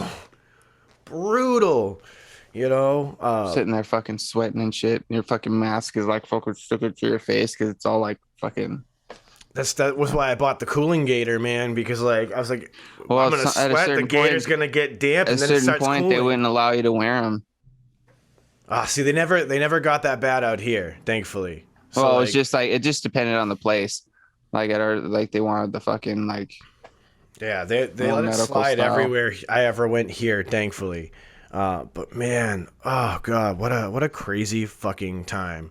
I know this. I still am convinced I will never go on a cruise ship after all this has happened. I've never had the desire to go on one ever before, but yeah, I would. That I wouldn't be, kind of like, did, bro. I thought more. that'd be a cool experience, but shit, could you imagine getting stuck? Yo, speaking of cruise ships, though, I learned about something that I didn't know was a thing. So the Bare Naked Ladies do a cruise every year. Oh, really? Nice, Bro. So what's crazy is, so I have a coworker. I'll preface it with this. I have a coworker who's done this. She's a huge Bare Naked Ladies fan. And so she's gone on this Chicken cruise. China? Yeah, the Chinese chicken. But yeah, huge Bare Naked Ladies fan. So she's actually gone on it, and she's telling me the story. Apparently, as you get to the end of the cruise, one of the things they do is anybody who's willing on the cruise has the opportunity to get naked for a group photo with the band. And they do it every year. And so, Really? like, the band hires, like, a professional photography company to come out. They're literally, like, posted at, like, the highest point of the boat. So, like, it's not, like, pornographic, you know what I mean? Like, it's just, like, you could bit everyone's little specks out there on the top of the top deck or whatever. But basically, it's one of those, like, everybody comes out in the robe, and you're all just standing around, posed out for the picture. The band comes out, they get into position, and then it's like 1, 2, 3. Everybody drops their robe. They take, like, 4 or 5 photos, and then everybody picks their robe up, and it's back to reality. But yeah, apparently this is a thing, because obviously Bare Naked Ladies, they do this bare naked photo. And I thought that is wild. Never in a million years, like, in my casual understanding of Bare Naked Ladies, would I think that was a thing that they would do. Why not? Yeah, Right? they don't really, well, I mean, it's funny, and that seems legit, like what they would do. Why not? Right. But yeah, I don't really see them as like this wild fucking crew, even though I know that one of the lead singers, like one of the main guys, ended up like leaving the band, and I think that he had actually had some drug problems. Oh, no. Yeah. That's He the like thing. got, I think that he got removed from the band actually. So like now, the one guy, Stephen Page, who is one of the lead singers, he was the one that had the glasses. Mm-hmm. He's like no longer in the band. And just like the one guy, Ed, who used to sing and play guitar, he does all the singing now. That's Like wild. I'm pretty sure about this. Like somebody can fact check me. Feel free. Well, you are but- Canadian and they're Canadian, so I'll take your word. It is a over band ours. that Yeah, I but know dude, you there's other appreciate. stuff that like I don't want to think about, and I'm never like I'm not going to tell you a single thing about Avril Lavigne or Nickelback. That's fair. They're not Canadian, bro. No, we don't claim them. I definitely don't. I definitely don't. Yeah, if we're gonna get into music, then we're gonna Canadian music. We're gonna start getting into some dangerous territory. Yeah, there's a lot of Shania like Twain, it's bro. so weird, dude. There's so much like big Canadian music that I just don't like at Yeah. all. Shania And there's Twain like is Canadian is music that I'm like, fucking yo, wild. That's a wild one, huh? Yep. Shania Twain though, like I just never liked her style of musically. I'm sure she was fine. I feel like you were into Yeah. that music. I'm Oh, sure yeah. she was good. Oh, I mean, yeah, Dude, like fuck yeah, dude. she For was me- huge, but like She's Just- attractive. Like, Oh don't get me hell yeah, wrong. dude. And she could sing too. it's Like just if you're wild. not into that style of music, I could totally get it. But like I grew up on country music, so dude, Shania was the shit to me when I was a kid, dude. But Dude, that's what's wild. You don't She connect had that Canada and rapper- country music, right? Like, Did she have a rapper in it in a song? And when it's like Shania, you're on fire. No, that's Mariah. Never mind. Yeah, Whoa. no, What song is that I'm I have thinking of? no idea. yeah, you lost me on that one, bud. Probably one with Ja Rule or something. Yeah, someone with Mariah Carey and somebody. Poor fire. Joe. It's Yeah, murder. it could have been. Actually, kind of sounds like it. Oh my god, poor Ja Rule. Yeah, He's- you've made millions of dollars, bro. Now Feel real he's bad just for the you. butt of a bunch of jokes. Yo, dude, I could make as much money as him, and literally people I don't know at all, they can make as much fun of me as they want. I don't care. I I'll just mean, like I hop don't- on whatever fun toy that I have on my fucking ranch and just fucking go for a rip. Hey, I can't dock the hustle, man. Man, this is the thing. I was talking about this the other day, like with somebody. I was like, you know what?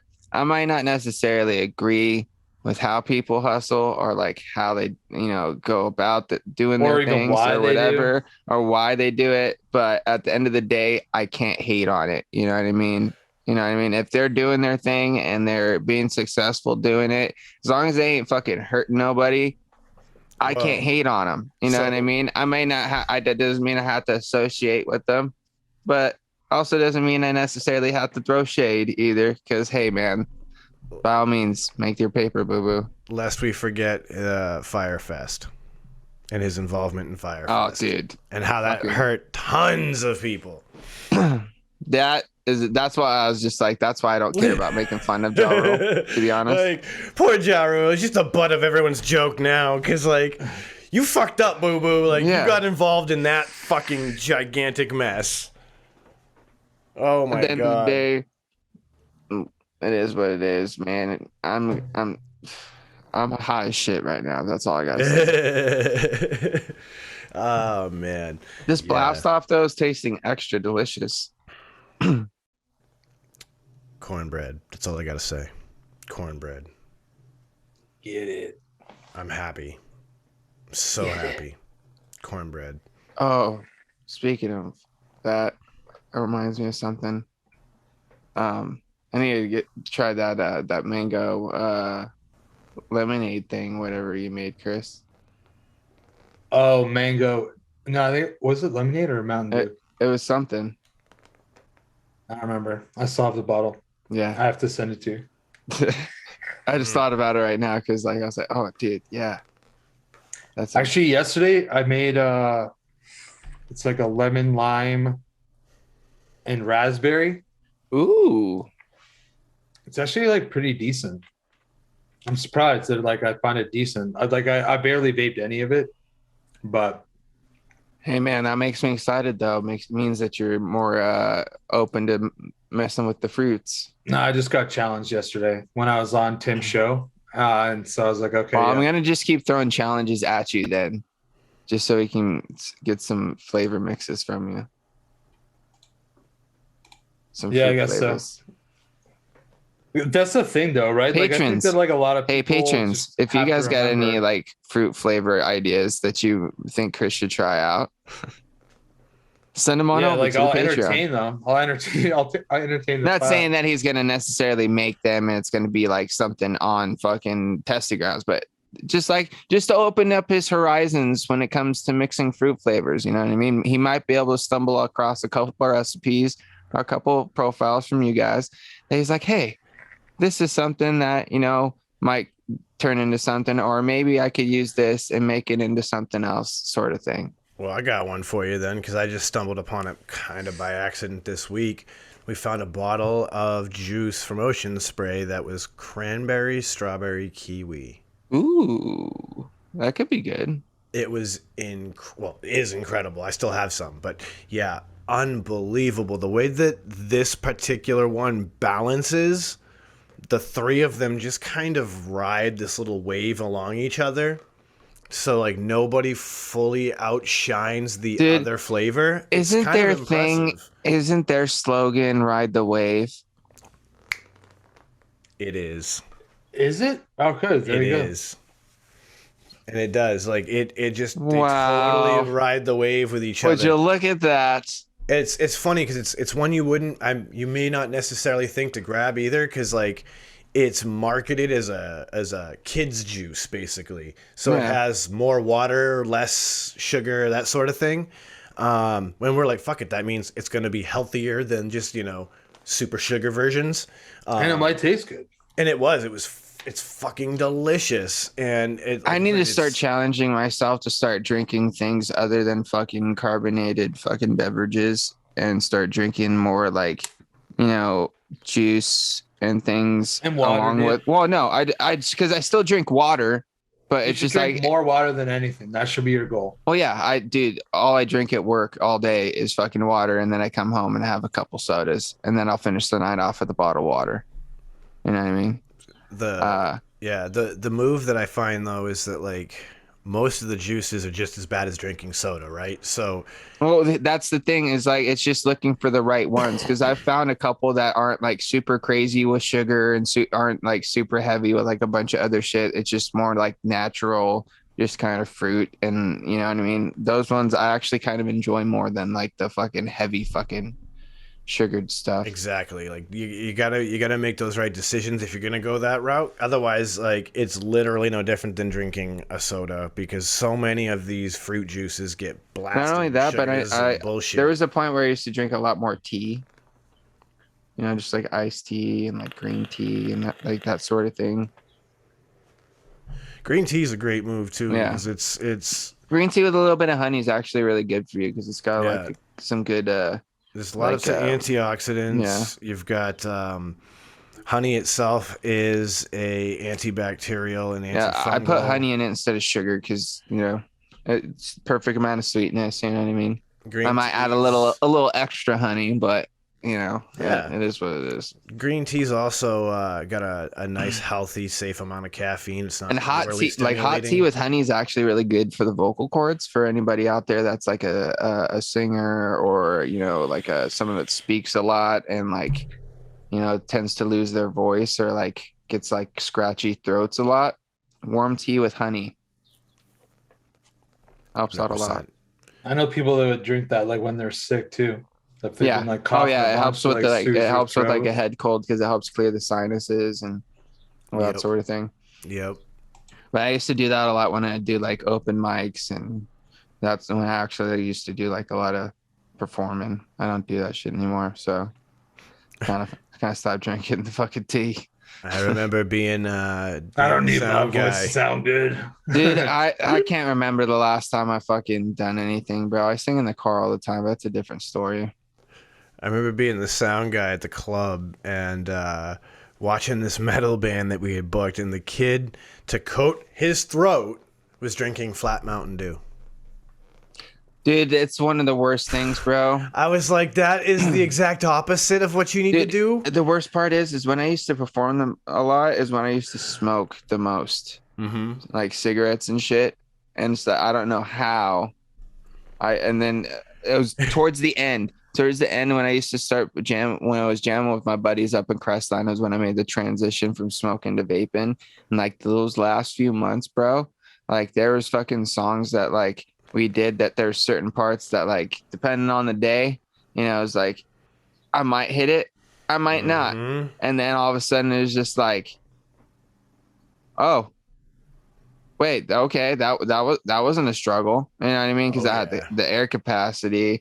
My fucking throat wasn't all fucking like fucked up. Yep. Dude, it was crazy. The Well, difference. that was like when I stopped doing hip hop shows. The and only stuff, I thing was that still a sucked though, smoker. bro, is there's like some points where like I kind of missed like the little raspiness I had. You know what I mean? And like that kind of went away a little bit.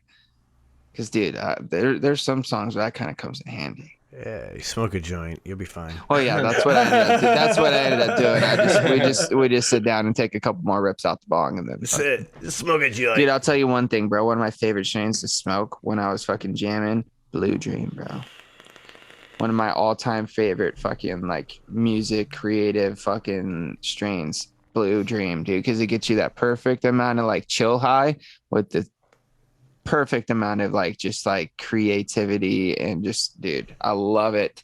Love it. A lot of people are big fans of the Blue Dream. It's definitely one of those top rated strains for a lot of people. Because I like it because it's like one of the because it's more sativa dominant if I'm not mistaken, It right? is. It is a sativa dominant hybrid. But like it's one of those hybrids that's not too heavy on the sativa that like gets you like maybe it doesn't like kind have of the paranoid. terps that make you like super racy. It just has the It just kind of like it's those like little things firing up there, you know, a little extra. You know what I mean? It's yeah. The Put you in a good mood. The big problem with Blue Dream is that it is so loved by people and it is wicked mold intolerant. So it needs a slightly higher humidity to grow, but that increases its chance for mold, and it has a high propensity to grow mold. So it's a real challenge for growers. It's a hard strain to come across a lot of times nowadays. It's a real hard challenge for big commercial growers to grow a crop of Blue Dream all the way through and have something solid and marketable, because it is difficult as fuck to prevent the mold. That's why you get a lot more run. crosses nowadays with Blue Dream, like lineage, just so like it has Blue like Widow, those profiles. Well, dude, I'm thinking this Watermelon Dreams that I just got's got a little bit of Blue Dream cross. I couldn't find it on the interwebs beforehand. I just need to do a deeper dive. But dude, it's got like a nice mellow fucking like chill like body feel right now where my body's just relaxed. You know what I mean? It's like kind of like light, you know, no super heavy tingles or like anything like that, but it's just chilling. But like obviously I'm sitting here carrying a conversation and can't really stop talking at this moment because I'm just like into it. But yeah, it's like one of them nice fucking like this is one of those highs that I could do and just like go throughout my day and actually still be able to accomplish some shit. You know what I mean? Those are nice. I found thanks to the samples again, they hooked it up with a strain called Ghost Dog, and it was Ghost OG and Chem Dog, so it was a slight sativa dominant, and I found that one to actually be pretty enjoyable because it was like a lower THC, so it didn't get super buzzy in the head, but it was one of those that really unlocked the creativity. And I was working on some graphics for a project, and I mean, in like 2 hours I had like 5 different graphics banged out that were all like nice quality, and I was like, damn dude, this is like really good for these, like, I gotta sit down and create something for extended periods of time.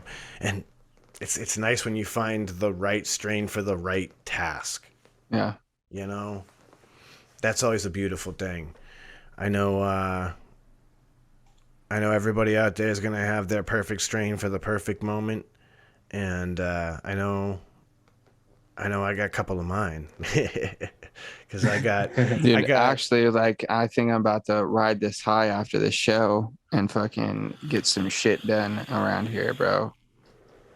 I have a desk that desperately needs some organizing, and I think I might actually see if I can find some boxes to pack a couple things up and rearrange some shit in here. Dude, when you look at your desk, you're not just looking and think like, I don't want to talk about it. Dude. I don't want to talk about it. Does that answer your question, Chris? I don't want to talk about dude. it. Believe me, like my desk is a fucking nightmare. Which is a surprise because on Friday you couldn't tell. Like it looked like I had a good amount of space on my desk, just like wide open, ready to go. But if I would have zoomed out just a little bit. Yeah, that's one of the weird things. Oh, it gives me anxiety, Chris. It really does, bro. And I'm not thrilled about it for myself personally, but I mean, And I don't obviously care enough to change it. What really so. like gets to me though is the fact that it does give me anxiety, but I still continue not to do anything about it until like it gets to the point where it's like, all right, I can't fucking take it anymore. You know? Yeah, that's the major issue. I always get there too, but I just wish I'd get there faster. Yeah, that's that weird thing though, right? Is it's like procrastination. well, it's because it's like, I'll do it tomorrow. Yeah, exactly. Like it would have taken me a minute to take those couple of things and put them somewhere else. Yeah. That and instead you're like, fuck it. Or the like 1,000 bottles that e-liquid that I have sitting here that could just go back in the box that they came from, or all the mods that I've pulled out of the box that I put all the mods in to keep them nice and organized that I'm not using, that are just scattered across the desk. You know what I mean? Like that's what like. Oh no, you definitely, like that's the thing, right? We're like, I think that you and I both need to take, that I take one out, I put it back. Yeah, we need to like. I'm gonna have this number out. Okay, I got to make sure that now when I take one out, I got to put one back in. It's bad, dude. And then it's just like I got like so many, just like a big thing too is like I keep like fucking water bottles and shit. So like we recycle all of our cans and water bottles separately, like, because my dad takes them to like the little place and fucking gets the money for them and all that, instead of like throwing them into like just the recycling thing. So like I'll save them and then like I'll fucking take them and put them in there. But there's sometimes where it gets out of hand where I've got like 7 or 8 fucking water bottles, just empty bottles sitting here at the end of my desk, and then all of a sudden I knock something over and then like fucking all these water bottles or like 2 or 3 cans of soda fall off that I haven't fucking taken out to the fucking garage yet because I've been lazy to do it. Yep. It's bad, dude. Procrastination is a bitch. But you know what, guys? I'm gonna say it right here, right now. You guys can hold me accountable for it too. I'm going to make a conscious effort to make a change and start picking up and putting things away as I use them. Because, dude, here's the thing. Because anywhere else in the house, kitchen, bathroom, garage, whatever I'm doing, it's like I use something, I put it away after I'm done. It's like if I'm in the kitchen making something, I grab things out as I need them and then put them away as soon as I'm done, so that it looks like I was not there after I'm done. You know what I mean? I need to apply those same things that I do out there here in my personal space, which is something you think you would do because it is your personal space. You would want to keep your personal space all nice and tidy. But there's some times where I just like kind of let my shit go more than it should. No, I get it 100% though. Cause like is anybody else out there like that? Cause I feel like I'm on my own and I'm kind of blasting myself right now, dude. But I feel like I kind of also need to do that to also get myself to make an effort to fucking clean up after myself and not like be a fucking pig. See, it's even worse when you're in like a situation like I'm in. Like it's just me and the wife here in the house, and so like we are meticulous at work, right? So like when it comes time to clean at work and all that shit, like our workspaces are spotless, but because we're so meticulous everywhere else in life, when we come home, we let loose here. This is our home. This is our space. I feel like that's part of the thing too, is it's like, this is my space. So it's like, I feel free to just like sit here and just like do nothing. But at the same time, I also consciously need to think, well, yeah, you can do that to a certain point, but also if you do it like there in the second, it only takes 2 seconds. If you let it go, it takes an hour. And that's the caveat. Is it's like I can throw that spoon into the sink and just forget about it until we have a few more dishes, or I could just wash the fucking spoon right now and it's done. Or it's like, if I fucking sat here and built an RDA or whatever, I can sit there and put my bag of cotton away, take my fucking tweezers and all the tools I use, put them back in the drawer, you know what I mean? Clean up the little mess and put all the stuff away. But there's times where I'll do it and, my bag's fucking laying over here. I got like tweezers and scissors and all this other shit over here on the side. And instead of fucking putting it away, I just push it off to the side to make room to do whatever else I'm going to do. Yep. You know what I mean? And then the next time I go to look for all my shit, It's like, oh, well, what the fuck are my tweezers? Where are my scissors? Where's this? Where's that? It's underneath this because I Yeah. piled this I on try to top of put that to those make room tools for back this. I've been a lot That's like better the one about that. thing That's the I'm one only thing good at. I've honestly been a lot better about is because That's I all I'm good literally at. have this little like Rubbermaid like 3-drawer thing underneath my desk in the top drawers where I keep all my tools. So now it's like literally as soon as I'm done, I literally just pull the drawer open with my foot because it's like right there and just plop, drop all the tools in the drawer, push it back, and then they're always there. See, I look forward to getting into the new house because I actually But want I'm to have a honestly desk thinking with about drawers for that shit. I'm thinking about redoing this because I have like three like bigger one like a bigger stack with bit deeper drawers. I've got 2 of them in my closet that just have a bunch of fucking random shit that's been in there since I've moved in here and that I probably have never gone through or even used anything in there since I've moved in. So that means I probably don't need any of it. So I'm going to fucking clear them out and then use like 2 of them or hopefully I could fit most of my liquid in just one of them. But knowing me, I probably have enough that it's going to trickle into another one. But then I could take like all of my other shit that is usually just like sitting randomly like under or near my desk and put it in something. And it's not just sporadically, just like all over the place. Don't Organization is forget. key. I'm going to try to organize my shit. They make those little ones, right? That you can get for the desktop that you can Well, have all the that's what I small have. little piddly shit. That's what I have underneath my desk is I have like the little one that's like this. It's got the 3 drawers. I have Yeah, one that's like- got all my fucking tools. One that's got like a bunch of like coils and like fucking pods for like other stuff. like And then I have those- one that's got some Shedtime stuff in there. It's got like an extra banger because you know your boy breaks bangers, so you got to have 2. I got some other Gotta shit be down there. prepared, dude. Yeah, you know what I mean. When they're cheap, buy 2. You know what I mean? When you can get them for a deal and they're pretty solid ones, get 2 of them because it'll work. And I'm honestly in the market to get a round bottom one from a Mansell Valley. That way, And you never know. You might get another rig one day, and now you already got a banger for it. Bada bing, Yeah, bada yeah. boom, ready to go. I've Bada thought bing, about. bada I've banger. honestly kind of been thinking about. Yeah, bada bing, bada banger.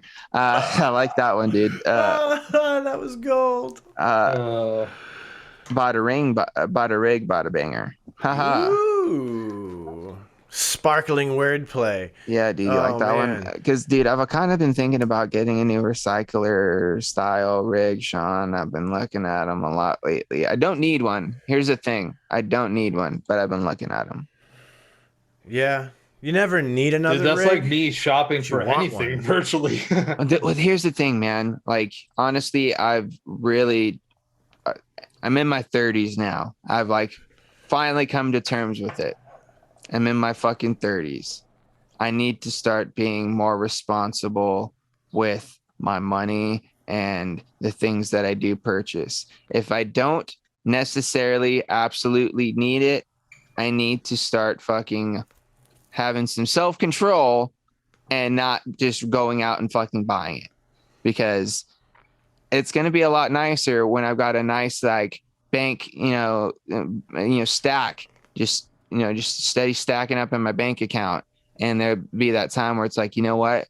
I want to, get a new car, or I want to get a new house of my own, you know what I mean? Or like this or that. And I have the ability to do that compared to, oh, I've got this new fucking, bullshit ass, whatever that I don't need. I can't think of anything at the moment. Like, A rig, a new. dude, you could just have set a rig. You already have. Well, most yeah, of I'm them, just no? saying, like a new rig. I have 2 rigs right here. This one I've had for fucking ever, and I use it just strictly for my Dynavet. But this is also a perfectly good dab rig. I use this one for a very long time, and it works perfectly fine. But I went and upgraded, of course, and got this one because I really wanted a recycler, and I love this thing, and it works awesome, and there's nothing wrong with it. Do I need another one? No, but like. Yeah. That's Do I my want whole one? point. Sure, of course. Because they look sick, and a lot of them look really cool, and I really want to try a different, version of this sort of apparatus. So But- you know what it is though, is like it turns into one of those things like I don't need it, I want it. So when a really good deal comes along, and That's the thing. That's when it's like I'm a little bit more lenient on myself, where it's like, okay, I can get one for a good deal. It's not going to break the bank, and I still, have a good amount. It's not going to hurt me to get. Okay, cool. But if it's like something that's just like, do you really need this at this time? No. Okay, we'll wait until like you probably should get it. But my next thing is I'm going to start cutting back on my intake of the cannabis, because your boy spends too much money on fucking weed, dude. And I know, like, that's not saying much for a lot of other people in other places, because they do probably spend a good, decent amount on their Shedtime stuff because of the prices and that sort of thing. So I'm not docking anybody for that, but just saying for my personal situation and for the things that I want to try to do, I need to, tone it the fuck down. Tone it the fuck down, dude. Dude, unfortunately, you still need money to make plays, and the more money you have, that's the thing. It's like and I'm not saying that I don't have money at all. But the right more now, you have, the better. That's the thing. I'm trying to make it. I'm trying to put get a nice bankroll together to where I could, This calls back to earlier. I want to put more commas in the bank account. Mm-hmm. I want to keep the commas there after the bills are paid. And those kind of situations. Trying to make a more conscious effort of doing it instead of just like doing it and doing something and being like, oh, you know what, dude, you probably should have. You know what I mean? Because there's a lot of times where I do that. It's just like, oh, I go out, just fucking spur of the moment, do something. It's like, you know what, dude, that probably wasn't the best. And of course, I end up paying for it. So instead of just doing that, I'm gonna start thinking it out and be like, you know what, is it really worth it? No, I could probably live without it. All right, I'm good. My man used to say it's sometimes it's about limiting your focus down to just being 1,000-air first. Yeah, dude. And it's like I also need to start understanding too. It's like, I do. There may be times where I just want to sit around and fucking do nothing and be lazy, but at the same time, I still need to get up and still be productive and at least try to accomplish one or two things every day, regardless of what it is. I need to, because of course I go to work through the week, and that's as long as I fucking go through my work day and accomplish something and fucking kill it, cool. And then I can come home and do one extra thing. And when I get home, like around the house or like something else that I want to do, whether it be like recording a review or doing some editing or something like that, if I can make a more conscious effort just to do that, and even on the weekends, accomplish like one or two things, like the first like half or quarter of the day, depending on how long that thing is going to take me. And then I got the whole rest of the day to sit on my ass and do whatever the fuck I want. You know what I mean? I've turned this day, the day that we record into the podcast, my fuck all day, right? Like that's my one day a week. Yeah. Like, except for, circumstances where I choose to actually do something productive on a Sunday, it's my day that I kind of write off and let that be my fuck all. But with that being said, it's the same thing, right? It's like, all right, well, sometimes you got to remember that there's this like 5-hour window here where before I go to work. Well, maybe you ought to just, do some laundry and, sweep the floors, maybe pack a few things, maybe, clean this, do that, whatever it might be, handle this fucking business instead of just being like, oh, well, I'm going to kick it and just kill some time. Yeah, because then all of a sudden there's going to be that one day where you're going to have to spend that whole fucking day doing all those fucking things when you could have just knocked it out in like an hour, 10 minutes one day before. And that's it. Like right now, I live that way where it's like one day is errand and chore day, and so it's like you do all the adulting. It's like you spend an entire day doing fucking laundry. Exactly. And you could just do like do a load like a load a week or whatever, and then you're good to go. You know what I mean? Exactly. And like it's just like it's that little shit you realize where it's like, all right, well, if I do it like this, then it's easier, and if I do it like that, well, and then it's just, and as you start making those little changes, more and more things fall into place. And the fun thing that I forget about all the time with all of this subject is that it's good for mental health. Yeah. And May is Mental Health Awareness Month, by the way, gentlemen. Oh, is it? It is. But like doing these little things, having these little tasks, keeping a clean space and an organized space, these things are good for mental health. Dude, I'll tell you what, anytime I do fucking get done cleaning my space or whatever and like get done doing something like that, I always like sit back and just like look around, just like, man, feels good, you know. It always feels so nice to be in a fucking clean space, and I always forget that so quick just because I get caught up with all the other fucking scatterbrain shit I got going on, which is partially because I get stoned all the time, which is another thing that I've been working on, trying not to get high on all of my free time. You know, it is great, it's awesome, and it does help with certain things, but I don't need to get as lit or as high as much all the time.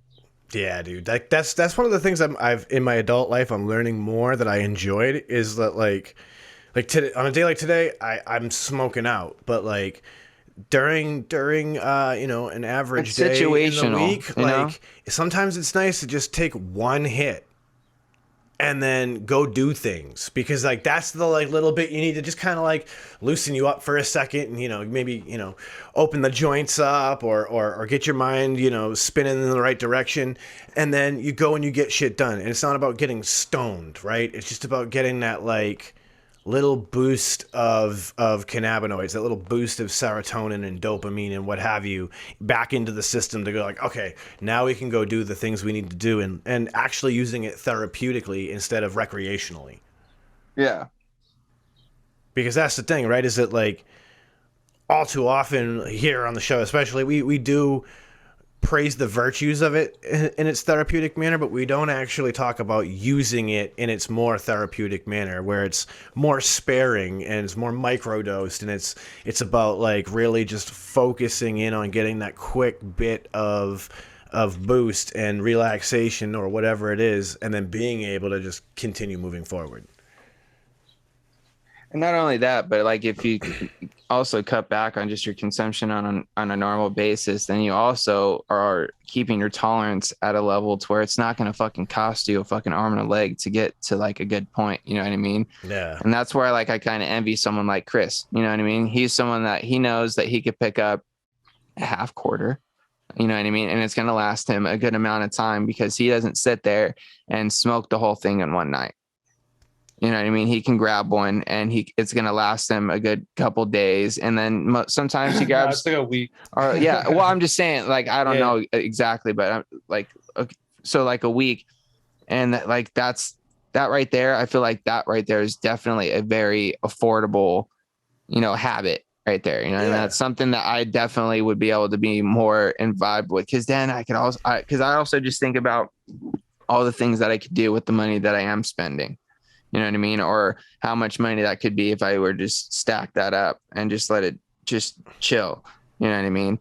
So it's just like, okay, Well, sometimes you got to make some sacrifices. And, you know, if I got to, you know, not partake quite as much as I do, hey, as long as I still get to partake, I'm happy. You know what I mean? I may not need to fucking go as crazy in the fucking concentrates that I do all the time. Maybe get like one and then do, you know, some flour, and then maybe, you know, keep the concentrates for Sundays, you know, for the old podcast. And then just through the week, just do some flour out the Dynavap and I'll be good. that's the thing. The Dynavap is a big key to that being able to conserve, right? Because you can take that material so far with a Dynavap, and it is such a small amount that like it is entirely feasible that one person can feed their need for an entire week on 3.5 grams with a Dynavap that's holding probably less than 0.3. Oh, for sure, dude. You know, like when you can get 4 or 5 good hits out of one Dynavap load, and then, you know, you're at a point know where what? that is what you need, man. Dude, that's what I do like every night. I think I'm going to basically take hit, a like, tolerance maybe break. 4 bowls on Dynavap. I think I'm going to take a tolerance break this upcoming week, starting Monday. I'm just going to, through the week, I'm no dabs. Even though I just picked up all this stuff, that's cool. It'll just chill in my refrigerator. It'll still be It'll good be when I there come next back week. to it. Yeah, I'll come Yep. back to it next week. And I'm just going to chill this week and see if I can, you know, get some shit done and just, you know, I'm going to try to personally hold myself accountable. But of course, Chris, if you see me trying to fucking hold up a fucking dab rig, bro, like, hey man, because there are times where I do forget things. So here's, But no, and here's the I'm thing: gonna- you have a Dynavap, so you know, Well, like if and you that's the need a thing, little too. something, hit the Dynavap. Well, I don't really think I need it personally, because there are days where I go pretty much the whole day and it's like, oh shit, I haven't taken a dab. And the only reason why I think about it is because I pop into Discord and it's just like I'm hanging out with like Will and the guys. It's like, oh shit, yeah, I haven't fucking smoked anything today. You know what I mean? Oh, that's what I'm saying. Though. Like there may be a day you're like, fuck, man, I'm really hurting today. You know what? Take a little. Well, yeah, Dynavap, those get the because edge dude, off. those Boom. days have been a little bit more often than others, but I'm also making an effort to start stretching more, like in the morning, and also stretching at night before I go to bed a little bit, just to kind of help that is get key. things going. Being Because a lot of limber, people don't baby. think about stretching at night before going to bed. Yeah, 100%. Yeah, There's you just think about plopping down in bed and Mhm. fucking crashing. you gotta loosen yourself up for the day Also and gonna- from the day. Also looking to get myself a new mattress, a better mattress. That's a good move. That is a damn good move. Which comes back to the reason why I need to also, save some money. Yeah, beds aren't Because cheap. mattresses aren't cheap, dude, especially for a good one. No, not at all. And I want a good one. Like, Dude, and you know, Here's- You everybody spend too wants much a time good in your one. bed to get a shit 100%. bed. Yeah. Right. You know, like here's the thing. I don't like cheap to out on sleep, the man. bed. And I want to sleep comfortably and also have it something that I'm not going to wake up in the morning and my back and shit just be fucking killing me all the time. mm-hmm. It's gonna That's be- the thing. Like, you're it's gonna not be supposed amazing. to sleep like this. You're supposed to sleep like that. Well, that's you know? the thing, dude. I think that's part of the reason why my fucking back hurts, because I've had my bed for a good amount of time, and I've gotten to the point where I turned it, because I mainly sleep on one side because I have a queen size bed, which is another thing. I really don't need that big of a bed for just myself. I could Yeah, drop double that. pie be fine. I'm thinking about even just a full Yeah. size bed would still give me it's still a decent size, because I do kind of sprawl out from time to time. So I like, have I a do full kind Are of those size the same? bed A with full my and a wife. double? Is it that might the- be I Yeah, think so. probably. or a Is it double like the might one be between like a single and then there's because up a here there's double and a single, full double, might be queen. slightly different. Let's We look. we have single, twin, full, queen, king, California King. and California king. Yeah. Yeah. But yeah, like single is like small, like dorm room size. Twin is like your normal bed that most people have, and then Yeah. full's a little bit bigger. And then you have queen, king, California. Okay, then yeah. So it must be the same as a double. But like I Um, have a full size bed, and my wife and I sleep in it. And would I like to be in a queen? Sure, but it's still comfortable enough to have two people in a full size. And yet, when I had it as just me alone, yeah, you yeah, have plenty it's of the room same. to sprawl. It's the same thing. Doubles and fulls are the same. Okay. But yeah, Yeah, I think that like a double is like the smallest bed that you'd have like two people. because I sleeping in. I've had a twin bed for the longest time, and like I'm one of those people where like I'm not necessarily tall, but like I kind of like to like. There's times where I like to kind of just like lay yeah, out. Put your sometimes arms you want to above your lay head. corner to Yeah, corner. put my arms You like know? under the pillow like this, and I don't like them fucking hitting up against the wall, so I kind of scoot down a tad, but then my feet fucking hang off. And you want them to be straight. No, I know Yeah. what you- See, I'm weird. I actually like when my feet are a little bit off the bed because I feel like I can get this little bit of extra stretch in my legs and lower back when that happens, and I'm laying flat. And I actually really enjoy that experience. trying to think like how high is the average bed? I feel like it's like as tall as I am. Like I'd have to like literally be the I think full... they're 6 feet long. Yeah. And so that's the thing. Like if I just like I am 6 feet, so if I just scoot forward a little bit and I can hang like my ankle, get the heel kind of off the edge a little bit, and just rest my pillow, Yeah. then I can like kind of get this nice little stretch. 'Cause I'm not quite 6 foot, but I'm like 5'10", 5'11", so Well, shit. That's Beds are a hell of a way to end this show, but we have definitely run a little bit long on this. Yeah, one, sorry, so- sorry, everybody. I looked Yep. at the clock like 10 minutes ago. Yep. I was like, "Yo, we're going long, boys." We got an XXL edition talking about everything Dude, all from kinds of random wise life choices to why you need to buy a good quality bed. I think that is a excellent Shed Time podcast episode if we've ever had one. So with that, I'm gonna send it around the room, let the boys sign out, and Uncle Chris, you know the drill.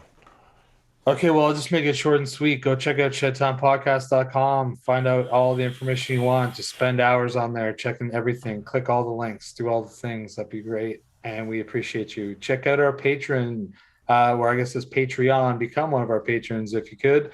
That'd be dope. You get early access to the podcast, so you can watch it on Sunday evenings as opposed to waiting until Mondays. And of course, I did say watch because you get to see this video. So you'll see exactly what I'm doing right now to all of our patrons.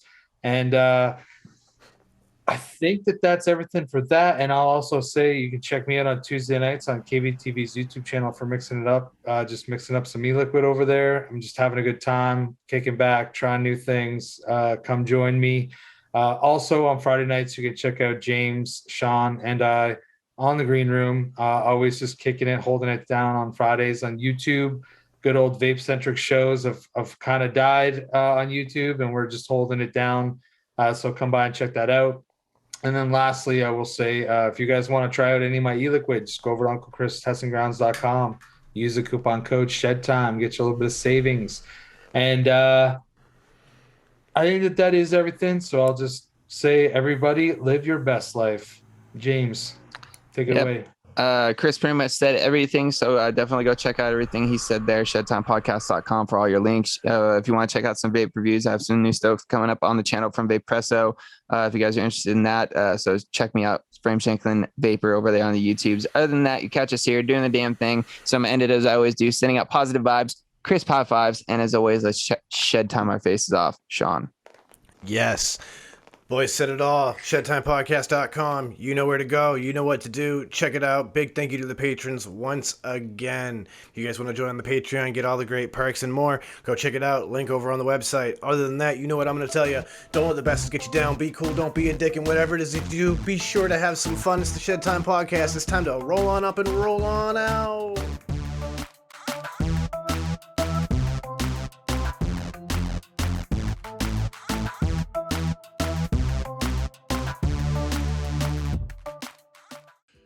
Dynavap, Dynavap, Dynavap. Looking to cut the cord on your dry herb vape?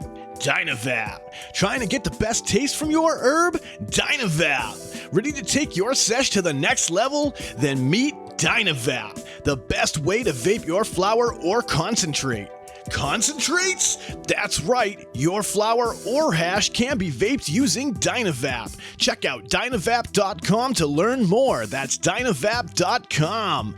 Lose the ash? Dynavap.